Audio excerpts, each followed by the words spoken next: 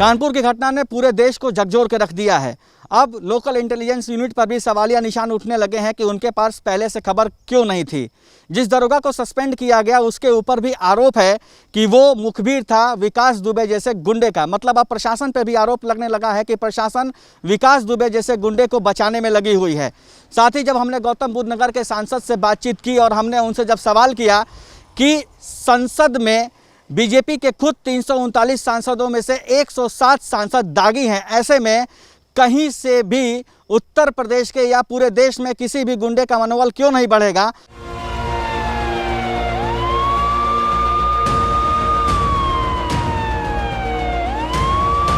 Sir, Kanpur में बहुत बड़ी घटना घटी, 8 पुलिसकर्मी शहीद हो गए विकास दुबे नाम के गैंगस्टर की वजह से। सबसे बड़ा सवाल इस वक्त ये उठता है कि राजनीति, पुलिस के बड़े अधिकारी के शह से ही ये बड़े गुंडे बनते हैं, मवाली बनते हैं, और बाद में यही गुंडे मवाली राजनेता पर, राजनीति पर और पुलिस पर भारी पड़ते हैं, जो हमें दिखाई दिया है कानपुर में। सर, क्या ज़रूरत है ऐसे लोगों की राजनीतिक शह की और पुलिस के शह की? देखिए, मैं आज अखबार में पढ़ रहा था और जब जहाँ जहाँ इस पर विषय उठाया हुआ था कि राजनीति का संरक्षण प्राप्त था इनका, मैं उन सभी राजनीतिक दलों की, व्यक्तियों की, अगर वो इनको किसी तरह का संरक्षण देते थे तो मैं उसकी निंदा करता हूँ। राजनीति में ऐसे लोगों का कोई स्थान नहीं है। जो घटना इस दुर्दांत बदमाश ने की है वह क्षम्य नहीं है, उसकी सख्त से सख्त सज़ा दी जानी चाहिए और राजनीति समाज के लोगों को तो ऐसे लोगों का तिरस्कार करना चाहिए। मैं समझता हूँ कि किसी तरह की आज के इस भारत जैसे लोकतांत्रिक देश में राजनीतिक व्यवस्थाओं में, सामाजिक व्यवस्थाओं में, प्रशासनिक व्यवस्थाओं में इस तरह की दुर्दांत घटनाओं की कोई स्थान नहीं है और गुंडे बदमाशों का समय अब नहीं है। हमारी सरकार, हमारे योगी जी की सरकार एक बहुत संवेदनशील सरकार है।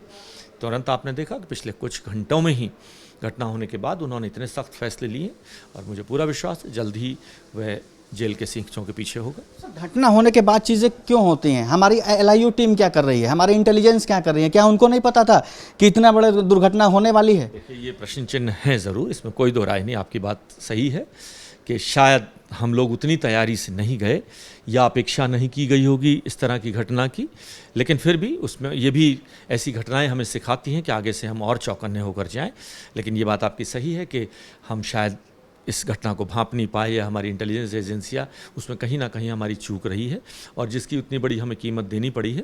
लेकिन मैं समझता हूँ कि कई बार घटनाएँ भी हमें सिखाती हैं और आगे से हमारी टीम और चौकन्नी होगी। सर, भारतीय जनता पार्टी खुद अलग नहीं है इन गुंडों मवालियों को शह देने में। देखिए, भारतीय जनता पार्टी किसी भी गुंडे बदमाश मवाली के लिए खड़ी नहीं होती है। हमेशा हम लोगों ने कहा है कि गुंडे बदमाशों की पार्टी ये नहीं है। तो सर, टिकट कैसे मिल जाता है इनको? जिनको आप कह रहे हैं कि हमारी संवैधानिक व्यवस्था है, चुनाव आयोग के तहत कुछ व्यवस्थाएं हैं कि कौन लोग ऐसे हैं, क्या मुकदमे हैं, किस तरह के मुकदमे हैं जिसमें टिकट दिया जा सकता है, नहीं दिया जा सकता। इस सब के अंदर पार्टी से ऊपर हमारा चुनाव आयोग है और संवैधानिक व्यवस्थाएं हैं। अगर कोई भी उस व्यवस्था में फिट नहीं होता तो भारतीय जनता पार्टी ऐसे लोगों को कभी भी समर्थन नहीं देती है, ना कभी देगी। सर, मेरा आखिरी सवाल यही है कि विकास दुबे अभी तक पकड़ा नहीं गया है। पूरी 20 टीमें लगी हुई हैं यूपी पुलिस की, लेकिन अभी तक सफलता नहीं मिली है। कहीं ना कहीं ये फेल्योर नहीं है सर सिस्टम का? अभी बहुत कम समय, अभी इतनी जल्दी कहना मैं कहता हूँ उचित नहीं होगा, लेकिन मुझे पूरा विश्वास है जिस तरह से हमारे योगी जी दृढ़ शक्ति के मुख्यमंत्री हैं, बहुत जल्द ही वो पकड़ा जाएगा। सर, छोटा सा, कांग्रेस ने आरोप लगाया है कि बीजेपी जानबूझकर ये हमला करवाती है ताकि आने वाले 2022 के चुनाव में कुछ माइलेज मिल सके।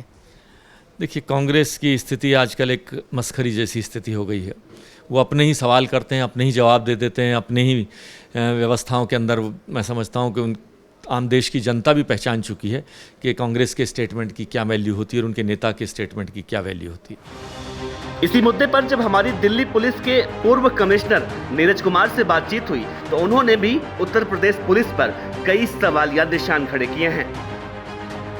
विकास दुबे जैसे अपराधी न केवल उत्तर प्रदेश में बल्कि देश के अलग अलग भागों में, हर हिस्से में मौजूद हैं और हर जगह ऐसे तत्व वहाँ की लोकल राजनीति के नेताओं के साथ मिलकर और राजनीतिक नेताओं की वजह से, पुलिस की मदद से वो इतने बड़े गुंडे हो जाते हैं कि वो पुलिस पर भी हावी हो जाते हैं। इसी मुद्दे पर जब हमने उत्तर प्रदेश के पूर्व पुलिस महानिदेशक विभूति नारायण राय से बात की तो उन्होंने पुलिस की कार्रवाई पर ही सवालिया निशान उठा दिए।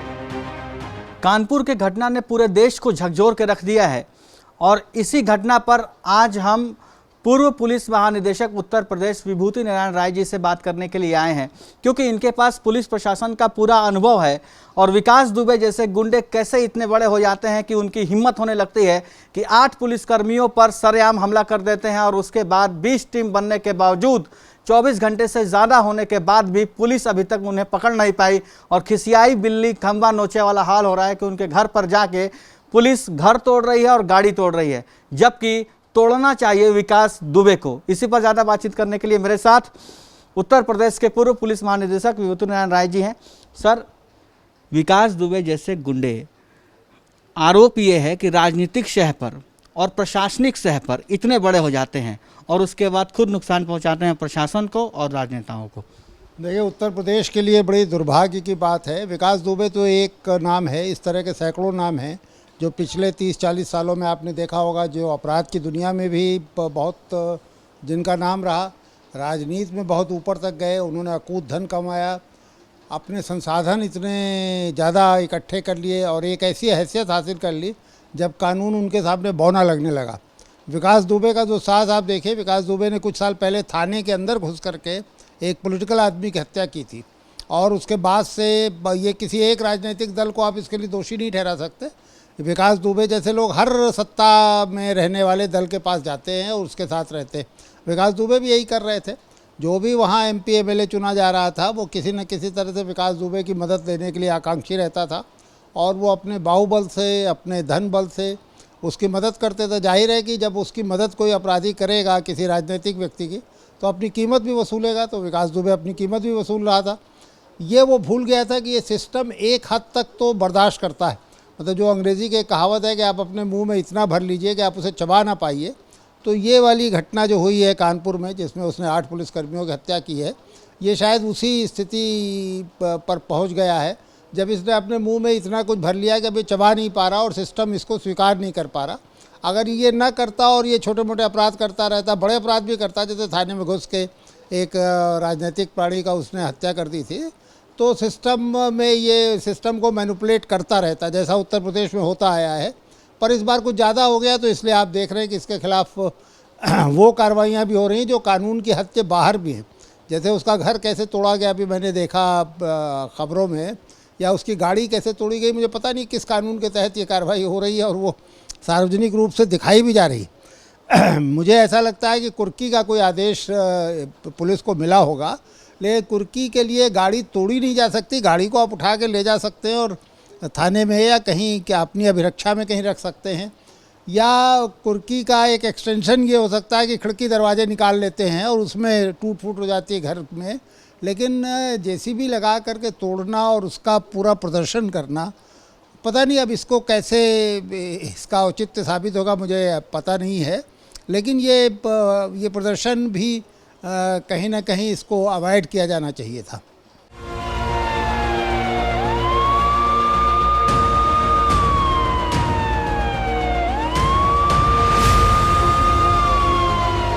कानपुर की घटना के बाद अब पूरे देश भर से राजनीतिक बयानबाजियां तेज होने लगी हैं। कांग्रेस अब इस पूरे मामले में उत्तर प्रदेश सरकार को आड़े हाथों ले रही है। कांग्रेस नेता डॉक्टर जगदीश शर्मा ने उत्तर प्रदेश सरकार को आड़े हाथों लेते हुए कहा कि ऐसे गुंडे, विकास दुबे जैसे गुंडे राजनीतिक और पुलिस प्रशासन के संरक्षण में पलते और बढ़ते हैं और यही गुंडे जब आस्तीन के सांप बन जाते हैं तो सरकार हो या फिर पुलिस प्रशासन हो ऐसी कार्रवाई करते हुए देखने को मिलती है। ऐसे में डॉक्टर जगदीश शर्मा बीजेपी पर एक आरोप और भी लगा रहे हैं कि जो कुछ भी इन दिनों कानपुर में हुआ उसके पीछे उत्तर प्रदेश सरकार का हाथ है।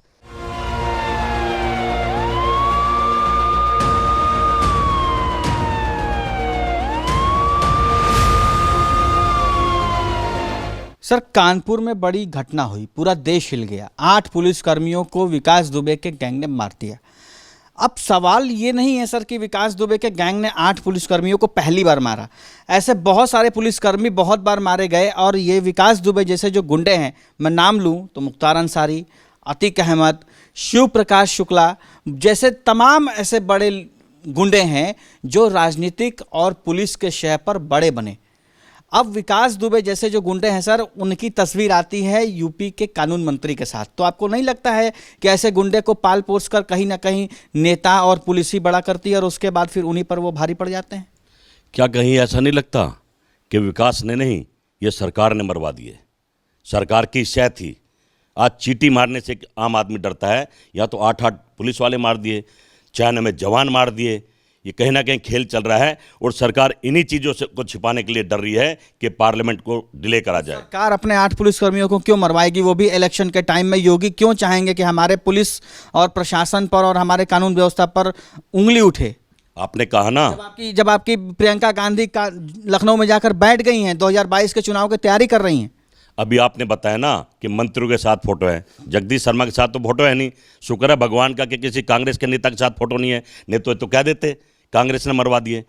उस परिवार से पूछो जिसके 8 जवान चले गए हैं, उसकी माँ से, बहन से, बेटी से, पिता से कैसे रो रहे हैं। पर सरकार को फर्क नहीं पड़ता। गूंगी बहरी सरकार है, इसको आदत है देश के जवानों की साथ देने की, और वो अपनी राजनीति कर रही है, शहादत देती रहेगी। और कानून राज आ गया है उत्तर प्रदेश में नहीं, पूरे देश में। जंगल राज जिसे बोलते हैं, ये कानून का राज नहीं, जंगल राज आ गया है। सर, आप लोगों ने भी सपा के साथ गठजोड़ करके जब 2017 में चुनाव लड़ा था तो समाजवादी पार्टी के ऊपर भी बहुत सारे गुंडों को पालने पोसने की इल्ज़ाम है। तो आप क्यों फिर ऐसे पार्टी के साथ गए जब आप आज भारतीय जनता पार्टी पर ऐसे आरोप लगा रहे हैं? तो देखिए, हमारी पार्टी का इतिहास रहा है, हम लोग जान देने वाले हैं, जान लेने वाले नहीं, ये पूरा देश जानता है। दिल्ली से कैमरामैन उमेश के साथ अभिषेक दुबे, पार्लियामेंट्री बिजनेस।